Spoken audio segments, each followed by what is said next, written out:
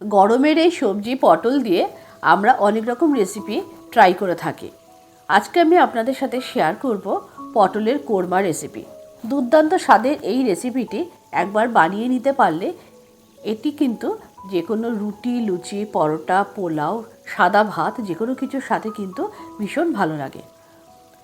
তাহলে চলুন আমরা আজকে পটলের কোরমা রেসিপিটি স্টার্ট করি। পটলের কোরমা বানানোর জন্য আমি এখানে খুব বড় বড় সাইজের যে পটলগুলো হয় সাদা পটল, সেই সাদা পটল নিয়েছি। পটলগুলোকে খুব ভালো করে খোসা ছাড়িয়ে পরিষ্কার করে নিয়েছি এবং পটলের গাটা একটু চিড়ে নিয়েছি। এরপরে কড়াইতে বেশ কিছুটা পরিমাণ সাদা তেল দিয়েছি।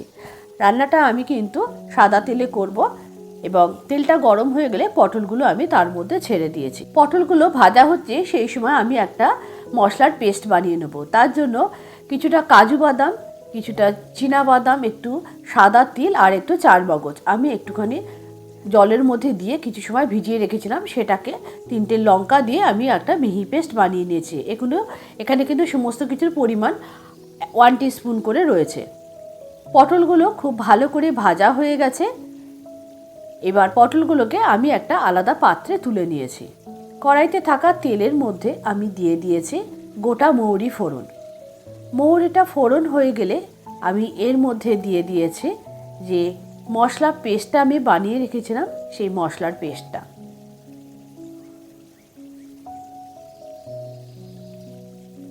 মশলার পেস্টটা দেওয়ার পর কিন্তু অনবরত মশলাটা নাড়তে হবে, তা নয়তো কিন্তু তলায় লেগে যাওয়ার সম্ভাবনা থাকবে। এরপরে আমি এর মধ্যে দিয়ে দিয়েছি 1 টিস্পুন আদা বাটা আর দিয়ে দিয়েছে 1 টিস্পুন মৌরি গুঁড়ো। আপনারা চাইলে কিন্তু মৌরিটা বেটেও দিতে পারেন। দিয়ে সমস্ত মশলা খুব ভালো করে নাড়াচাড়া করে ভেজে নিয়েছি। এরপরে এর মধ্যে দিয়ে দিয়েছি স্বাদ অনুযায়ী লবণ। এই রান্নাটায় আমি কিন্তু কোনো রকম হলুদ ব্যবহার করব না, বা কাশ্মীরি রেড চিলি পাউডার বা কোনো রকম লাল লঙ্কা বা টমেটো আমি এর মধ্যে ব্যবহার করব না। এটা একদম সাদা হবে তরকারিটা, তাহলে কিন্তু সেটা দেখতে ভালো লাগবে। এরপরে ওই একই মিক্সার গ্রাইন্ডারের মধ্যে আমি 4 টেবিল স্পুন মতো টক দই খুব ভালো করে ফেটিয়ে এর মধ্যে দিয়ে দিয়েছি। দেওয়ার পর গ্যাসের ফ্লেমটা আস্তে করে মশলাটাকে খুব ভালো করে আরেকটু কষিয়ে নিয়েছি। মশলাটা কষানো হয়ে গেলে আমি এর মধ্যে দিয়ে দিয়েছি মিক্সির জার ধোয়া জলটা। এরপর ঝোলটাকে খুব ভালো করে ফুটিয়ে নিতে হবে এবং ঝোলটা ফুটে আসলে এর মধ্যে দিয়ে দিয়েছে আগে থেকে ভেজে রাখা পটলগুলো। সমস্ত পটলগুলো এর মধ্যে ছেড়ে দিয়েছে।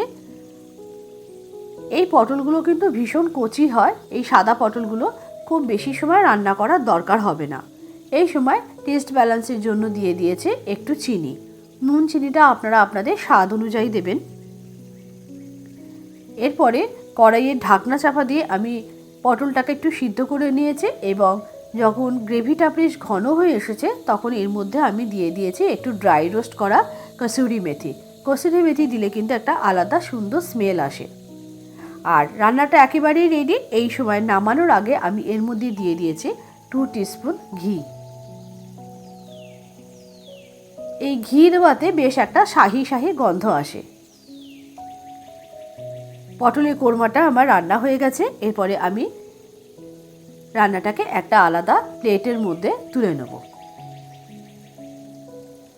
রুটি, পরোটা, লুচি, নান, সাদা ভাত, পোলাও যে কোনো কিছুর সাথে কিন্তু এই রেসিপিটা ভীষণ ভালো লাগবে। নিরামিষের দিনে এমন একটা রেসিপি হলে কিন্তু আর অন্য কোনো কিছুর প্রয়োজন হবে না। আপনারা অবশ্যই বাড়িতে ট্রাই করবেন, খেতে কিন্তু অসাধারণ হয়। এর আগে আমার পেজে ডিমের কোরমা রেসিপি দেওয়া আছে আর এই পটলের কোরমা রেসিপি, দুটো ভিন্ন স্বাদের আলাদা ধরনের রেসিপি। আপনারা অবশ্যই বাড়িতে ট্রাই করবেন, আশা করি আপনাদের খুব ভালো লাগবে। আজকের রেসিপিটা যদি আপনাদের ভালো লেগে থাকে অবশ্যই একটু লাইক করে একটু কমেন্ট করে দেবেন, আর যদি ভালো লেগে থাকে একটুখানি পেজটি ফলো করে দেবেন। আর যদি ইউটিউব থেকে দেখে থাকেন তাহলে একটু চ্যানেলটি সাবস্ক্রাইব করে দেওয়ার জন্য অনুরোধ রইল। বেশ মিষ্টি মিষ্টি ঝাল ঝাল খেতে হয় এই রেসিপিতে এবং খেতে কিন্তু খুব ভালো হয় ভালো করে রান্না করতে পারলে। আবারও হাজির হব আরও নতুন নতুন রেসিপি নিয়ে আপনাদের সামনে। আবার দেখা হবে পরবর্তী ভিডিওতে আর একটা নতুন কোনো রেসিপির সাথে।